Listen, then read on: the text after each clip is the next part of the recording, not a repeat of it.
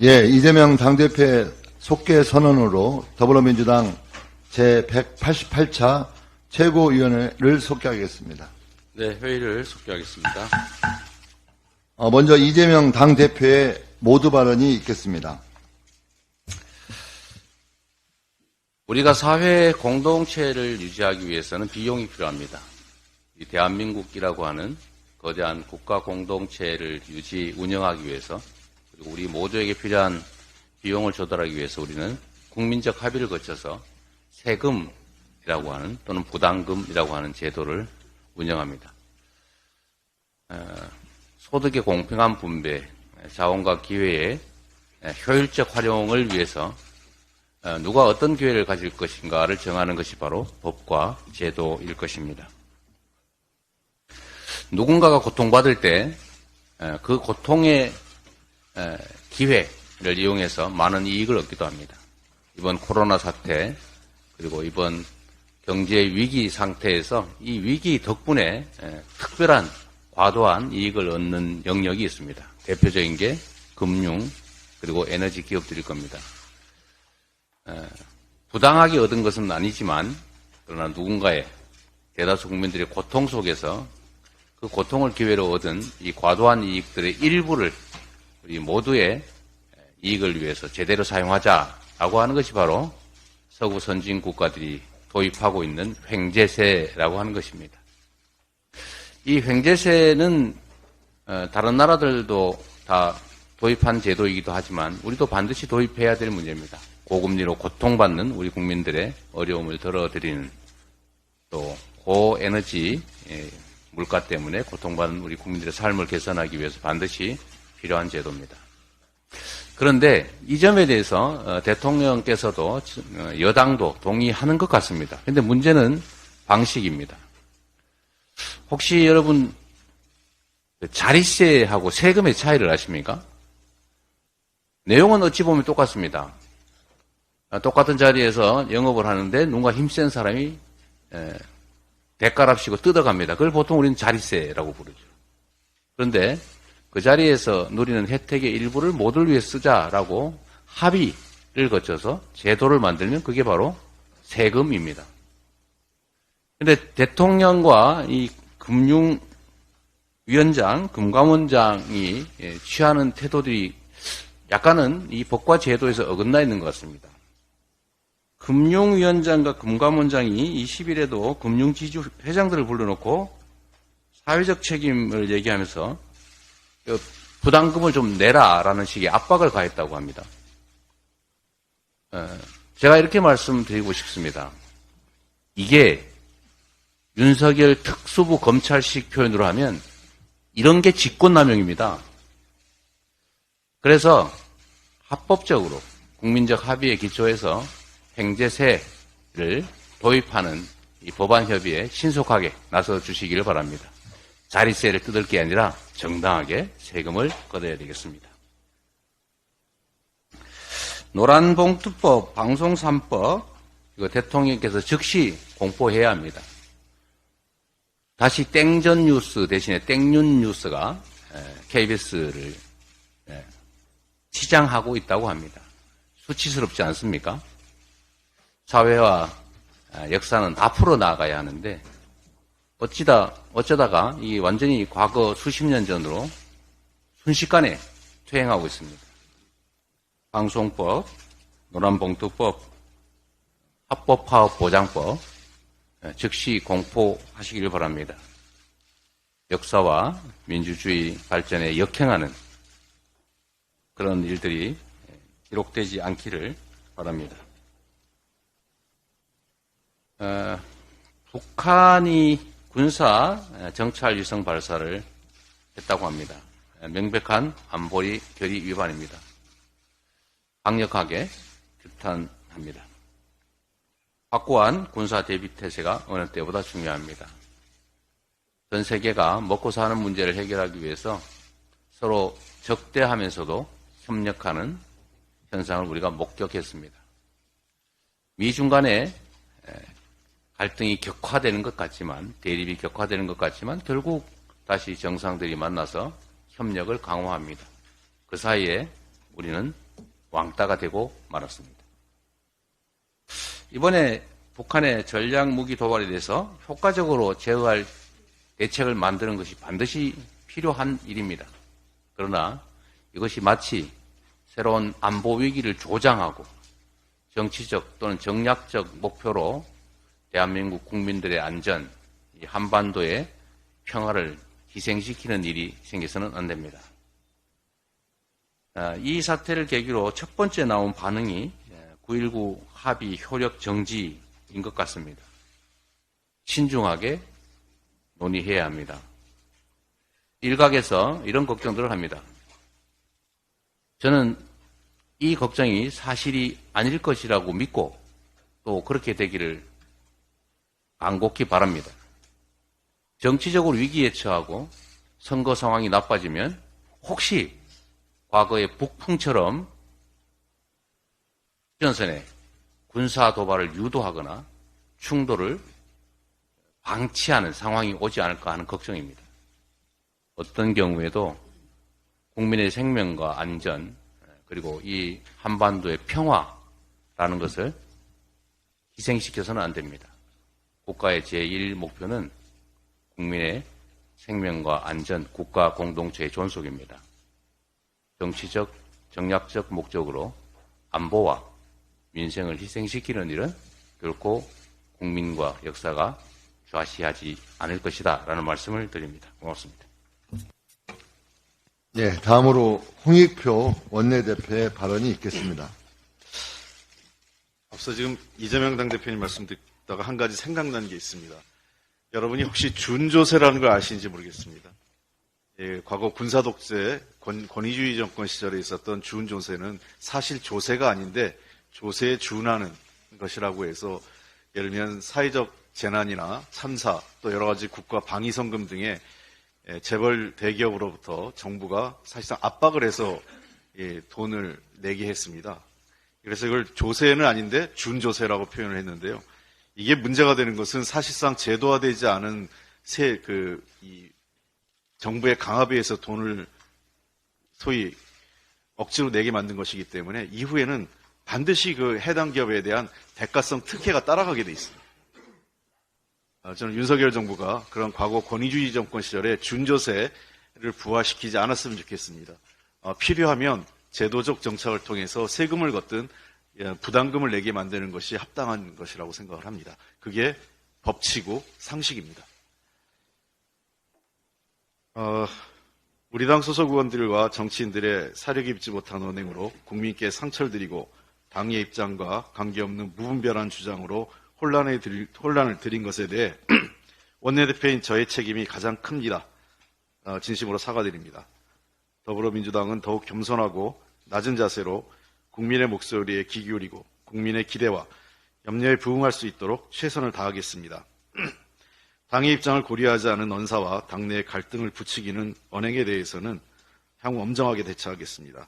소속 의원들께서도 정치인의 말과 행동에 따르는 책임을 무겁게 여기고 절제된 언어와 품격 있는 활동으로 임해 주실 것을 거듭 부탁드립니다. 어젯밤 북한이 군사정찰 위성을 발사했습니다. 유엔 안보리 결의안 위반이자 한반도와 동북아 지역의 긴장과 갈등을 고조시키는 잘못된 행동입니다. 우리 정부는 국제사회와 공조를 통해 이 문제를 단호하면서도 슬기롭게 다루어야 할 것입니다. 그 어느 때보다 국제정세가 불안하고 한반도 위기관리가 중요한 시점입니다. 국가안보와 국민안전을 최우선으로 한반도와 동북아 지역의 평화와 안정을 위한 관련국들의 다자간 대화 복원이 필요합니다. 북한의 도발을 단호히 규탄하며 정부의 효율적인 대응을 주문합니다. 그렇지만 북한의 군사정찰 위성 발사를 이유로 9.19 군사합의의 일부 효력을 정지하는 것은 잘못된 처방입니다. 9.19 군사합의는 장거리 로켓 발사와는 별개로 남북 간 접경 지역의 우발적 충돌을 방지하기 위한 것입니다. 이것은 더욱 유지, 확대 발전시켜야 합니다. 정부가 문제는 해결하지 못하면서 북한의 도발에 빌미만 주고 남북한의 갈등을 부추기는 선택을 하는 것은 바람직하지 않습니다. 미국도 최근 우크라이나 전쟁, 중동 정세 등을 감안해서 남북한의 한반도 지역의 긴장을 확대시키지 않으려고 매우 조심스러운 입장을 취하고 있는 것을 잘 유념하기 바랍니다. 그야말로 한미동맹이 더 중요한 시점입니다.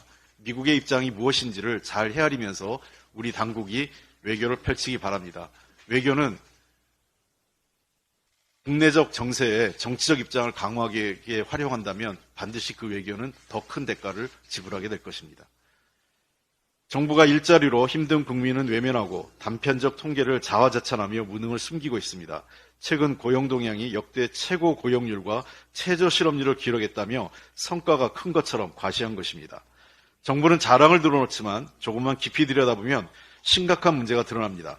노동시장의 중추가 되어야 하는 청년과 40대 취업자 수는 감소하고 소위 좋은 일자리를 할 수 있는 제조업 취업자도 줄어들었기 때문입니다. 청년 취업자 수는 12개월 연속, 제조업 취업자 수는 10개월 연속 감소하고 있습니다.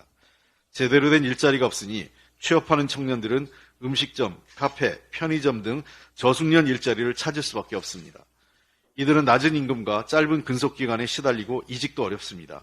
이것이 20대 후반 고용률이 22개월 연속 역대 최고 수준이라고 스스로를 지켜세운 경제부총리가 말한 청년 고용의 실상입니다. 취업자 수 증가의 대부분을 차지하는 고령층 사정도 다르지 않습니다. 노후 불안으로 생활비를 벌어야 하는 어르신들은 저임금 일자리인 경비, 청소 임시직과 음식점에서 주로 일하고 계십니다. 이런 상황은 노동시장의 임금 격차를 확대시키는 원인으로 지목받고 있는 것입니다. 정부가 경제를 파탄지경으로 만들고 있는데 일자리 상황이 좋을 리 없습니다.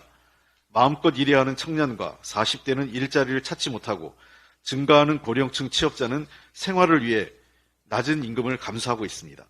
윤석열 정부는 낯뜨거운 자화자찬으로 국민을 속이지 말고 실질적인 일자리 대책으로 좋은 일자리와 적정한 임금이 제공되는 노동시장을 만드는 데 힘써야 할 것입니다. 더불어민주당은 이번 예산안 심사 과정에서 일자리, 특히 청년 일자리와 관련된 예산은 적극적으로 반영하겠습니다. 정부 당국의 협조를 다시 한번 부탁드립니다. 예, 다음으로 정청래 최고위원의 발언이 있겠습니다. 어제 영화 속 이야기 같은 엄청난 폭로가 있었습니다. 그런데 사위가 고요합니다. 언론도 거의 다루지 않았습니다. 남의 눈에 티끌은 찾아내서 끝까지 추적하던 그리고 발언하던 검찰도 조용합니다. 내 눈에 대들보라서 그렇습니까? 어제의 폭로가 사실이 아니니까 고요합니까? 아니면 사실일까봐 두려운 겁니까? 어제의 폭로를 잠깐 요약해서 보여드리는 걸로 제 발언을 대신하도록 하겠습니다.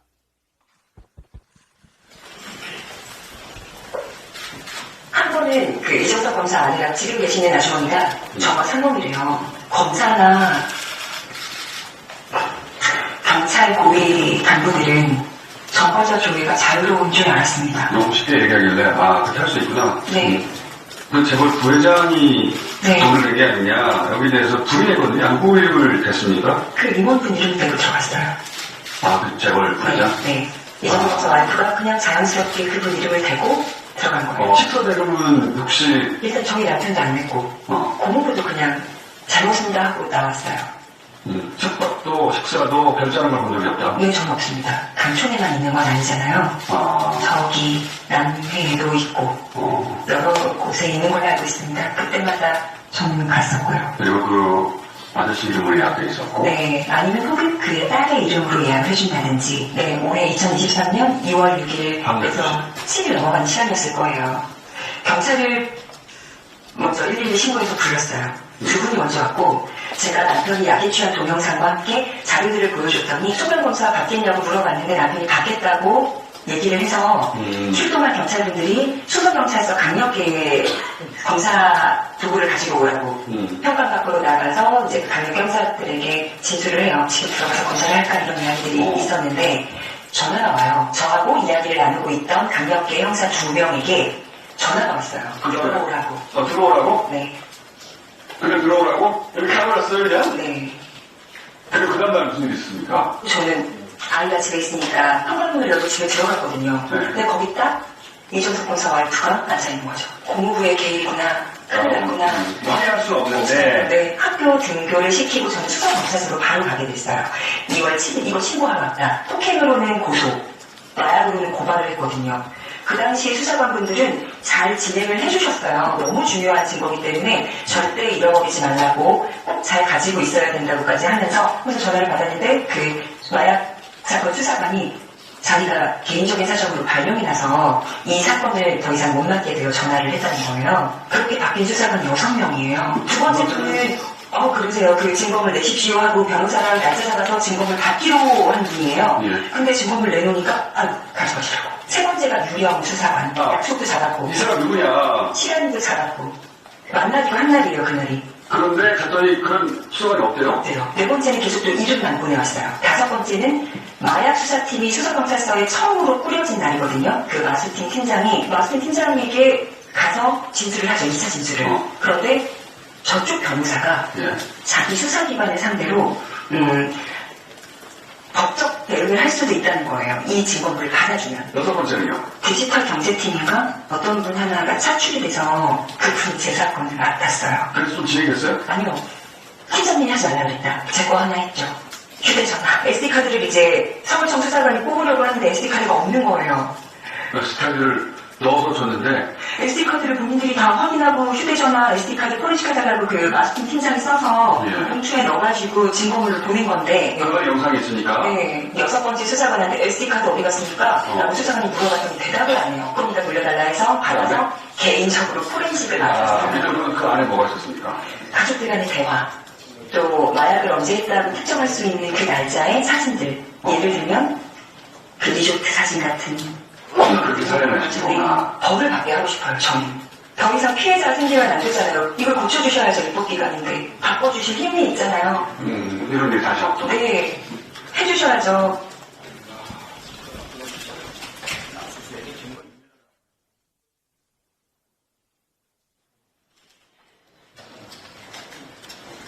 다음으로 고민정 최고위원의 발언이 있겠습니다.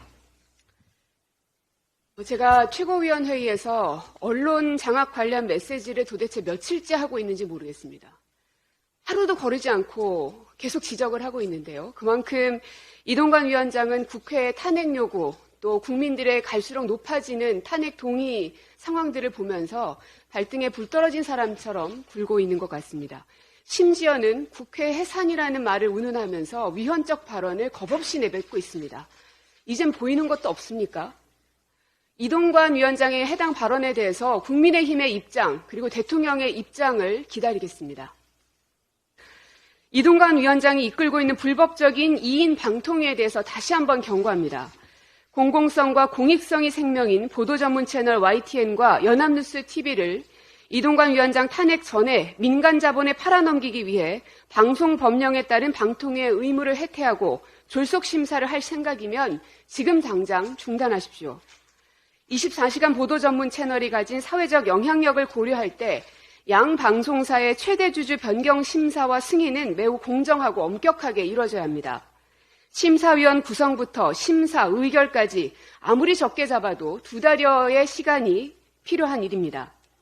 이를 일주일 만에 끝낸다는 것은 사실상 심사 없이 민간 자본이 보도 전문 채널을 지배할 수 있는 길을 열어주는 특혜를 제공하고 이를 통해 정권이 우회적인 방식으로 보도 전문 채널을 좌지우지하겠다는 속셈입니다.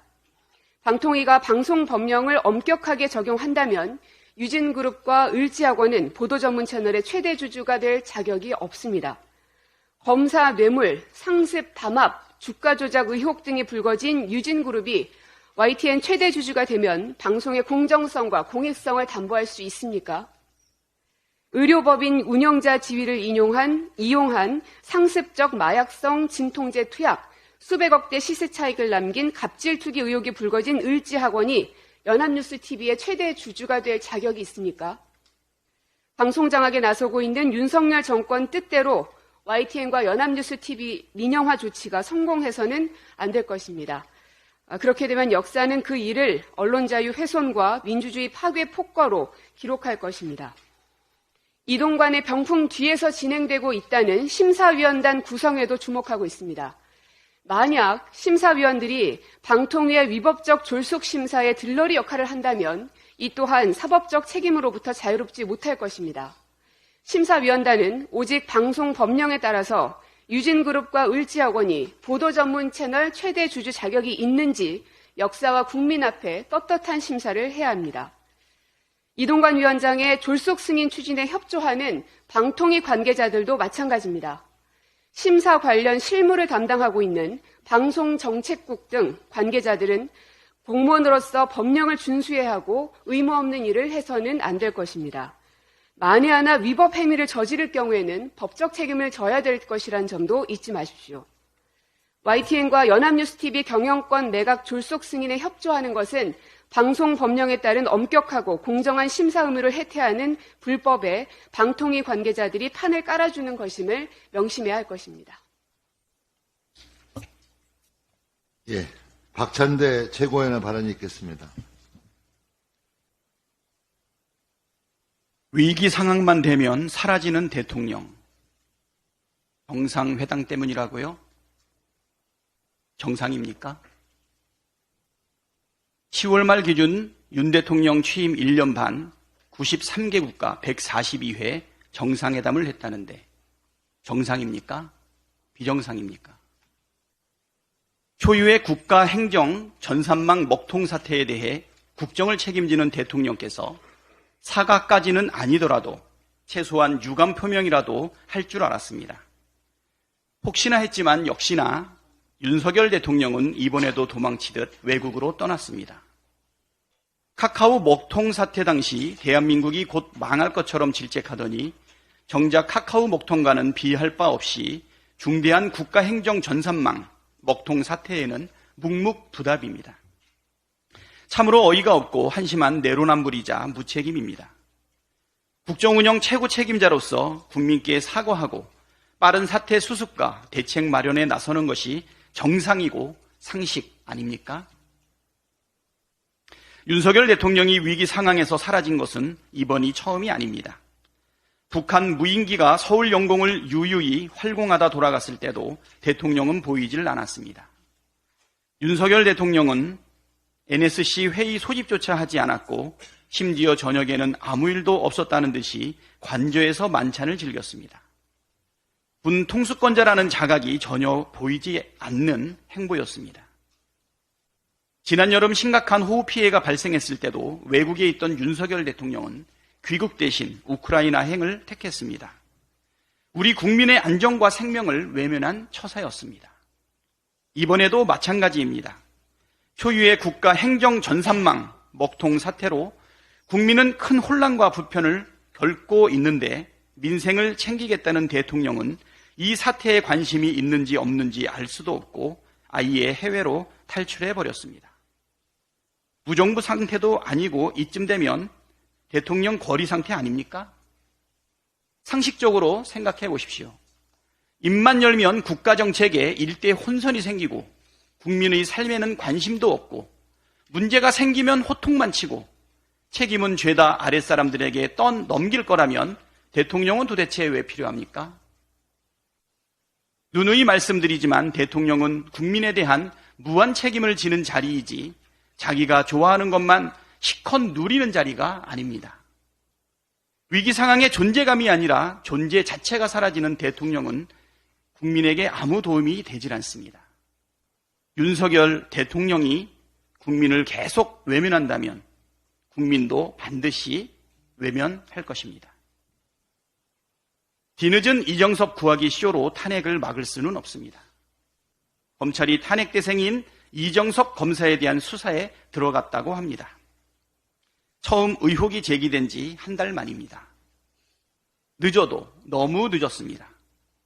50억 클럽 특검법이 가시화되자 갑작스레 곽상도 전 의원을 압수수색했던 때의 모습과 자연스럽게 오버랩됩니다. 본질적인 제19 봐주기 뒷북 수사 의혹을 피해가기 어렵습니다. 제기된 혐의 중 가장 가벼운 사안을 골라 압수수색하고 휴대폰을 압수수색했다는 소식도 들리지 않는 걸 보면 뒤늦은 수사 개시가 증거 인멸할 시간을 벌어주고 탄핵 여론을 무마하려는 꼼수로 비칠 뿐입니다. 그러나 탄핵을 피하기엔 이정섭 검사가 받는 의혹이 매우 다양하고 심각합니다. 처가 골프장 관련 청탁금지법 위반이나 리조트 향응 관련 뇌물 및 청탁금지법 위반, 자녀 학교 관련 위장 전입은 애교 수준입니다. 이정석 검사의 처남댁이 직접 경찰에 신고하고 최근에도 언론에 증언하고 있는 처남, 대마 혐의 관련 직권남용 의혹은 사실일 경우 매우 심각한 사안입니다. 검찰 수사와 무관하게 국회는 비검사 탄핵으로 제 할 일을 해야 합니다. 그것이 검사도 법을 위반하면 처벌받는다는 상식과 원칙을 세우는 길입니다. 다음으로 서영교 최고위원의 발언이 있겠습니다. 오늘 영상을 잘 보았습니다. 이정섭 검사, 비리검사의 처남댁인 분이 나와서 저렇게 말씀을 하시는데 얼마나 많은 갈등이 있었을까요? 얼마나 많은 고통이 있었을까요? 가족의 이야기입니다. 아이들이 있습니다. 그럼에도 불구하고 이야기하지 않을 수 없는 상황까지 왔습니다. 그분이 그런 이야기를 해서 이정석 검사의 비리가 만천하에 드러났습니다. 이것은 언론이 보도해 주셔야 합니다. 그래서 세상에 잘못된 것은 잘못되었다고 이야기하게 해줘야 합니다. 그리고 여기에 얼마나 많은 권력이 개입되어 있는지 우린 낱낱이 밝혀야 합니다. 윤석열 정권 들어서면서 한동훈 법무부 장관 마약을 이야기했습니다. 그런데 이 마약이 끝내 부메랑이 되어서 윤석열 정권과 한동훈 장관 그리고 국힘당에게 부메랑으로 되돌아가고 있습니다. 이정섭 검사 부인이 밝힌 이정섭의 처남 마약 사건은 누가 무마시킨 겁니까? 경찰은 왜 왔다가 되돌아가고 6번이나 경찰 담당자가 바뀐 겁니까? SD카드는 어디로 간 겁니까? 이에 대해서 경찰이 입장을 내야 합니다. 윤희근 경찰청장 이에 대해서 입장을 내야 합니다. 고위직 관련이 있는 모든 것은 위로 보고하게 되어 있습니다. 경찰서장이 알게 되어 있고 그것은 위로 보고하게 되어 있습니다. 이 보고 체계가 어떻게 되는지 이것에 대해서 낱낱이 국회에 와서 경찰청에서 보고해야 합니다. 그리고 이에 대해서 경찰 스스로 수사하고 그리고 책임을 물어야 합니다. 이원석 검찰총장이 이렇게 이야기를 했습니다. 검사들을 탄핵하지 말고 이재명 대표에 대한 수사와 기소를 책임진 저를 검찰총장을 탄핵하십시오 라고 얘기했습니다. 이재명 대표 검사 수사 때문에 우리가 이정섭 비리검사를 탄핵했다며 자신을 탄핵하라고 했습니다. 이제 이쯤 되면 이원석 검찰총장 다시 재수사 지시 내리고 그리고 중요한 것은 압수수색을 했는데 리조트 압수수색이더라고요. 이 마약 사건 관련해서는 어떻게 되는지 통화 기록을 조회해야 합니다. 그리고 모두 다 압수수색해야 합니다. 경찰도 그리고 처남 관계자들도 이정석 검사도 이정석 검사가 누구랑 상의했는지 어떤 범죄 기록을 조회했는지 전부 다 압수수색해야 합니다. 그리고 이에 대해서 발언했던 이원석 검찰총장도 책임져야 합니다. 이에 대해서 한동훈 법무부 장관 마약을 그렇게 이야기했는데 누구 마약은 잡고 누구 마약은 다 봐주는 거였습니까? 오늘 저는 한 가지 더 이야기하겠습니다. 마약 성과를 내기 위해서 국정원에서 정보 제공자를 두고 허위 마약 제보를 받고 이 허위 마약 제보를 통해서 마약을 했다며 시민을 구속하고 재판까지 올렸던 사실이 있습니다.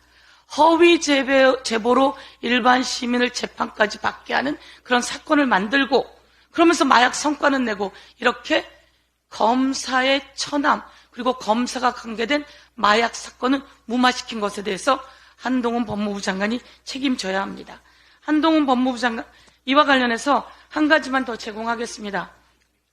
이정섭 처남이 이정섭 처남 댁에게 쓴 각서입니다. 이 각서가 이정섭 처남이 그렇게 합니다. 대마초를 피지 않겠다라고 각서를 썼습니다. 이런 각서가 있음에도 불구하고 3개월 후에 이정섭 처남은 불기소됩니다. 이에 대해서 책임을 묻겠습니다. 한동훈 장관 정치적 중립 지켜야 합니다. 요즘 한동훈 장관의 발언이 과간입니다. 공무원은 정치적 중립을 지켜야 하는 것 모두 다 알고 있을 겁니다. 공직선거법 9조 공무원 중립의 의무입니다. 공무원은 부당한 영향력을 행사, 기타 선거 결과에 영향을 미치는 행위를 해서는 안 된다. 공무원은 정치적 중립을 지켜야 하는 자다라고 하는 것이 선거법 제9조에 명확히 나와 있습니다. 그런데 선거법, 공직선거법 9조를 위반하고 있습니다. 이에 대해서 경고합니다. 이에 대해서 법적 책임도 질 것을 촉구하겠습니다. 이상입니다. 다음으로 장경태 최고위원의 발언이 있겠습니다. 정치검찰이 자신들의 부정부패가 속속들이 나오자 수사 미천을 드러내며 무리수를 두고 있습니다. 얼마나 조급했으면 지지 모임에 참석한 명단을 공개하고서 마치 돈봉투를 받은 것처럼 아무 말 대잔치, 아무나 명단을 발표했습니다. 인격 모독이자 법치주의에 대한 말살입니다. 자, 이제 검찰은 주장에 대한 증거와 근거를 제시하시기 바랍니다. 조작과 날조만으로는 안 될 것 같으니 조작, 왜곡으로 어떻게든 여론을 호도해 보겠다는 속셈입니까? 정치검찰의 허무맹랑한 주장에 재판과는 직접 관련 없는 사항이라 오해의 소지가 있다고 오히려 재판부가 나서서 제지했다고 합니다. 차고 넘친다던 증거들은 어디에 간 것입니까? 국회 본회의장에서 부스럭 소리 운운하던 한동훈 장관은 어디 간 겁니까? 대구 등에 가면서 출마 명당짜리나 보고 다닐 때입니까? 그런데 김연아, 박순자 등 국민의힘 출신 전현직 의원들의 돈봉투 건은 어떻게 됐습니까? 그런 검찰은 김건희 여사 수사는 안 하십니까? 감사합니다. 검찰의 아무 말 잔치에 이어 국민의힘이 청년 예산을 가지고 거짓말 잔치를 벌이고 있습니다. 지난 6월 국민의힘 김기현 대표가 약속했던 중위소득 100% 이하 가구 학자금 대출이자 면제 예산 452억 원은 전혀 반영되지 않았고, 지난 8월 국민의힘 정책위가 발표했던 질병을 앓거나 장애가 있는 가족 돌봄을 하는 청년들에게 돌봄 코디네이터 1만 명을 지원하겠다던 약속은 24명의 예산만 반영됐습니다. 네, 맞습니다. 1만 명이 아닌 24명이었습니다. 저도 오타인 줄 알았습니다. 청년들의 마음, 청심을 각별히 챙기겠다던 김기현 대표의 말은 청년들에게 뒤통수로 돌아온 것입니다. R&D, 청년 예산 삭감 등 야당이 반대하고 복원하려 하자 말로만 복원을 외치고 행동은 반대로 하고 있습니다. 양두구육 여당, 양두구육 예산이 따로 없습니다. 윤재욱 원내대표는 뒤늦게 아직 예산 심사 중이다, 본격적으로 심사하면서 특별히 챙기겠다고 밝혔습니다. 아직까지도 본격 심사를 안 하시고 뭐하고 계셨던 것입니까? 하기 싫거나 용산 눈치가 보이신다면 야당의 청년 예산 회복에 무임승차하셔도 좋습니다. 여당의 예산 무임승차는 조용히 눈 감아드리겠습니다. 대신 남은 예산 심사 기간 동안 조용히 잘 따라오시기 바랍니다. 이상입니다. 이거 제가 잘 든 거예요? 근데 이걸 보니까 아까도 말씀드렸는데 정부 여당이 거짓말을 너무 많이 하는 것 같습니다. 끝까지 반대하다가 어쩔 수 없이 국민들의 동의를 받고 난 다음에 자기들이 했다. 최종적으로 우리 야당 주장에 동의해 주시는 건 고맙긴 한데 거짓말은 안 했으면 좋겠습니다.